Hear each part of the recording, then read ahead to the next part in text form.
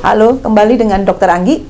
Kali ini di video ini saya akan membahas tentang komunikasi terhadap hewan, mana yang paling susah dari semua jenis hewan yang pernah saya ajak komunikasi. Dogi, kucing, rabbit, hamster, burung, snack, dan lain-lainnya. Sebenarnya semua punya ciri khas. Ada yang mudah, ada yang susah. Susahnya adalah, saya nggak ngomong gampangnya. Buat saya sih sebenarnya mudah aja, tetapi kadang ada susahnya pada saat hewan tersebut mempunyai kendala di psikologisnya. Saya pernah kok komunikasi dengan hewan, baik itu anjing atau kucing atau hewan yang lain, saya jadi ngantuk.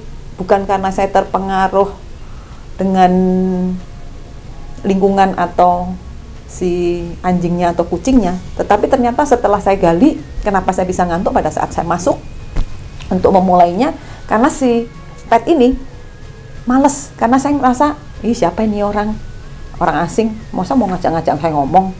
Akhirnya apa? Dia memberikan rasa, aku lagi ngantuk, saya nggak mau diganggu dulu. Nah, sebagai praktisi animal communicator harus memahami itu. Kita kan tetap sebagai orang asing, walaupun kita lakukan di komunikasi di alam bawah sadar. Jadi kita mesti nunggu. Kalau saya PDKT dulu, say hello dulu, tidak bisa langsung jebret kita ajak ngomong. Mungkin teman-teman yang meminta bantuan kepada saya, kenapa saya tidak bisa buru-buru? Karena saya harus kenalan dulu. Kalau saya nggak kenalan, hewannya tidak mau diajak ngomong, nanti ngomongnya akan ngelantur, ngomongnya akan kemana-mana, tidak sesuai dengan apa yang dia rasakan, apa yang mau diungkapkan sebenarnya. Dia akan menjadi abu-abu, sehingga saya menggalinya menjadi lebih lama. Makanya biasanya saya ngelakuin perkenalan dulu, seperti kita layaknya kalau kita kenalan dengan orang atau hewan secara fisik, ketemu face to face, kita harus say hello segala macem.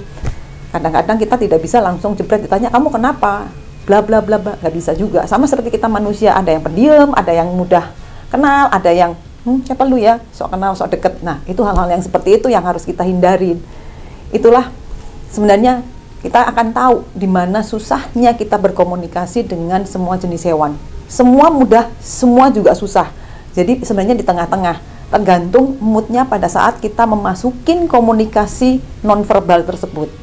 Ya, ada juga yang susah banget sampai berhari-hari. Apalagi kalau misalnya dia pemarah tempernya. Atau setelah ditanya ternyata dia senangnya di rumah digodain. Mungkin sepele loh digodainnya. Ih galak ya, ih ini ya, ih suka gigit ya. Sering seperti itu, dia jadi malah tersinggung, bukannya membaik malah makin menjadi-jadi. Karena dia pingin menunjukkan, kan kamu yang menyuruh aku untuk galak, ya aku galak aja. Kamu kan nyuruh aku katanya nggak boleh cerewet, saya cerewetin aja.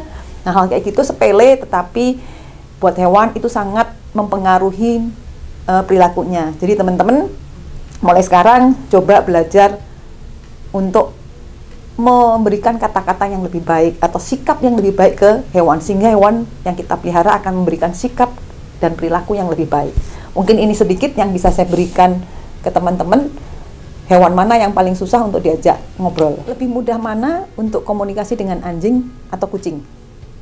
Sebenarnya pada dasarnya sama, tetapi sebenarnya lebih susah ke kucing. Kenapa? Kadang kucing itu suka menyembunyikan perasaannya, sehingga dia lebih ingin disentuh dulu, ingin dibujuk dulu, atau perkenalannya menjadi lebih lama. Tapi tidak semua kucing juga. Ada kalanya kucing baru say hello sudah langsung terocos saja sebenarnya. Jadi tergantung kepribadian si kucing ini yang mengikuti si ownernya. Jadi pada dasarnya masing-masing mempunyai ciri khas, tidak ada yang susah, tidak ada juga yang mudah. Untuk terapi berapa lama? Sebenarnya tergantung case-nya. Terapi itu bisa dilakukan untuk terapi jasmani karena sakit penyakit fisik dan penyakit psikologis atau mental. Jadi terapi energi healing ini tidak bisa buru-buru. Sama sebenarnya dengan pengobatan medis. Setelah kita melakukan pengobatan medis, kita bantu dengan energi healing, sehingga meringankan si pasien atau hewan yang sedang diterapi oleh dokter hewannya atau dokter manusianya, sehingga waktunya akan tergantung toleransi terhadap si badannya si pasien tersebut. Ada yang bisa sehari, ada yang tidak. Contoh, misalnya kita minum Panadol deh, karena kita demam. Apakah langsung demamnya turun? Ada yang turun langsung seketika, ada yang tidak. Kemudian turun, tapi kemudian 8 jam kemudian dia akan demam. Sama dengan energi healing. Jadi butuh waktu juga agar kita bisa membackup pengobatan kedokterannya untuk mengurangi konsumsi obat medisnya atau obat kimianya.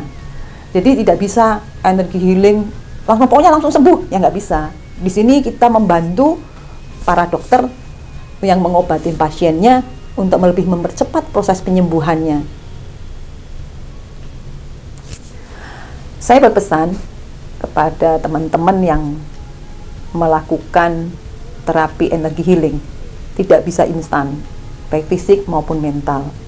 Contoh untuk mental, seandainya petnya, ini contoh pet, punya trauma masa lalu, dibuang, digebukin, rasa traumatiknya itu sangat besar. Apakah kita bisa mengubah dalam waktu sehari, 2 hari? Nggak bisa. Itu bisa makan waktu, bisa berminggu-minggu, bahkan berbulan-bulan. Kecuali memang anaknya periang dan easy going, mungkin dia akan up down, kadang ingat, kadang tidak. Mungkin itu bisa cepat pun nggak bisa sehari 2 hari, minimal tuh seminggu dan 2 minggu baru dia bisa lebih stabil, nggak up down untuk emosinya yang mungkin meletup-letup. Kemudian contoh untuk yang fisik, contoh fisik misalnya epilepsi. Epilepsi itu kan penyakit genetik yang sebenarnya tidak bisa sembuh, tapi kita bisa kontrol. Itu pun tidak bisa instan.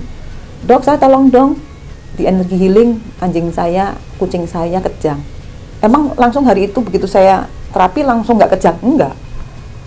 Jadi harus tetap obat dokter hewannya tetap ada. Saya juga akan melakukan terapi juga dari jauh, sehingga seimbang. Obat yang sudah diberikan menjadi bikin si pasiennya atau hewannya menjadi lebih rileks.